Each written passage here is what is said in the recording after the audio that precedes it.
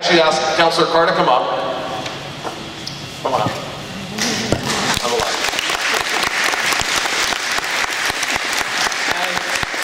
First of all, thank you so much for inviting me to speak here today. And I can hear, I've been looking at faces, and I can see the concern that you have around whether your programs are going to get lost or your fees are going to go up.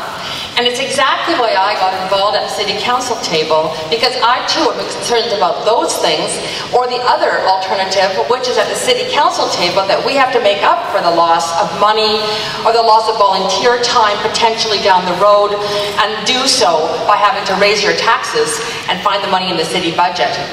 But before I go into a little bit on that, I just want to acknowledge first that I am joined by a fellow City Councillor. George Affleck is here.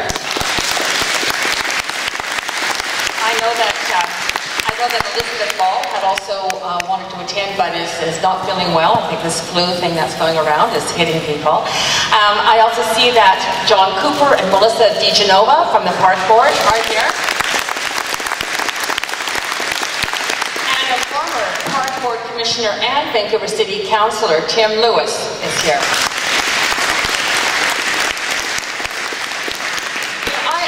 Your first Green Party councillor in the history of Vancouver. And I came to this meeting grounded in a fundamental principle of green politics. And that is, it's written right into our Constitution: grassroots, local decision-making and control. Because local decision-making and control is fundamental to vibrant communities, and it is fundamental to democracy. So your community center associations, they are a model. Over the last 40 to 50 years, a model of local decision-making and control. You know, the kind of effort put into those community center associations. And by the way, how many volunteers from any community center across the city, how many people have volunteered time now or in the past for your community center association? That is phenomenal.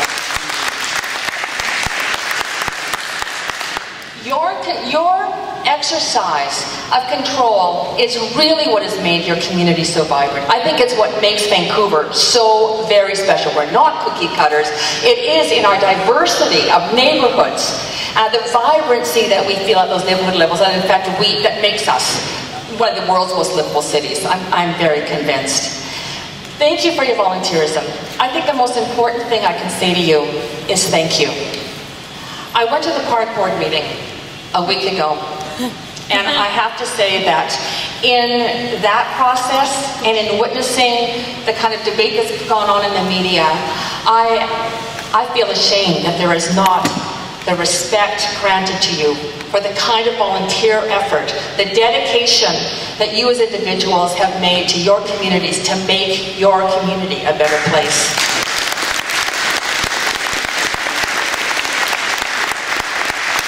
I also want to thank you for the willingness that was expressed by Community Center Association after Community Center Association last Monday night. Your willingness to meet issues that have been put forward to you of equity and access.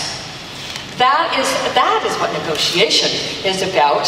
Your concern for your fellow communities around the city and for residents around the city. And in fact, your willingness to negotiate and to resolve those issues of equity and access brings forward to me what I think is a real question we all need to ask, which is, if equity and access can be resolved, what could be the motives for pushing through a plan that gets rid of community center associations? I cannot understand. I mean, I know it's talked about, but what could be any legitimate motive? I don't know if you know, well, maybe some of you do by this point. The day of the meeting last Monday was the deadline by which I, as the City Council, had to submit a motion to be on the agenda for tomorrow's City Council meeting. So I duly submitted that motion. I don't have a copy. Honestly, I didn't bring a copy with me, but I can paraphrase it. And in paraphrasing it, it is about the risk to the city's budget of a potential change in the community center operations. And what I asked was a report back to the City Council table of what would be the impact if we had a situation of fewer volunteers at our community centers, of less fundraising going on in our community centers. Watch those slides. How much effort, how much money has been put into our community centers by virtue of the work, the volunteer work of our community center associations. And I wanted to know what those numbers were. In some of these community centers, the community center association is the legal entity which actually runs some of the daycare programs. I want to know, that's a city responsibility. How many daycare spaces might be affected. So I asked for those specific numbers. I asked so with due diligence to try and avoid risk to the city budget. Imagine my surprise, the city manager did not agree with me. The next day I received an email, and in that email she informed me that she would not allow my motion to appear on the City Council agenda. Well, like you, except I made one leap forward. I thought, well, I didn't even know she had that power. What power does she have to deny an elected councillor the right to bring forward a motion to the City Council? In fact, I believe it's my duty as a City Councillor.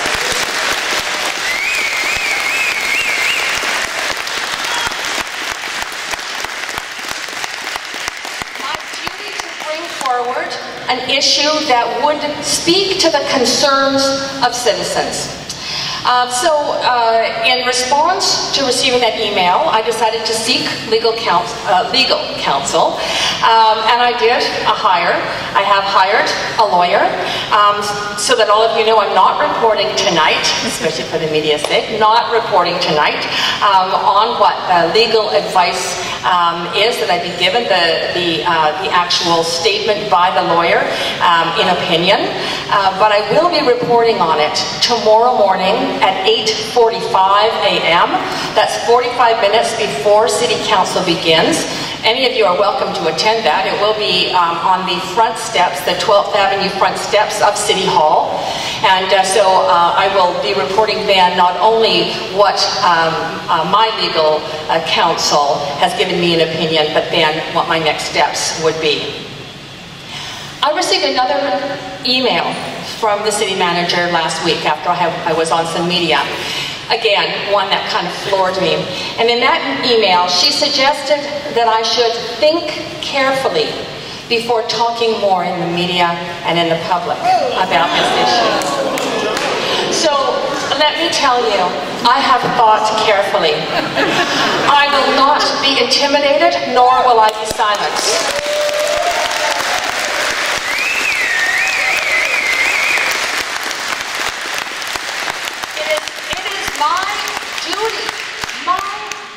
As an elected representative to bring forward your issues. And more than that, it is your right to have your elected representatives bring forward your issues without interference by the bureaucracy. So to conclude, I will continue to support you. And I urge you to continue your fight. You are on the side of democracy. In fact, I believe you're on the side of angels on this one. So please do not give up. We may have to carry this through to the next election to get resolution. Thank you very much.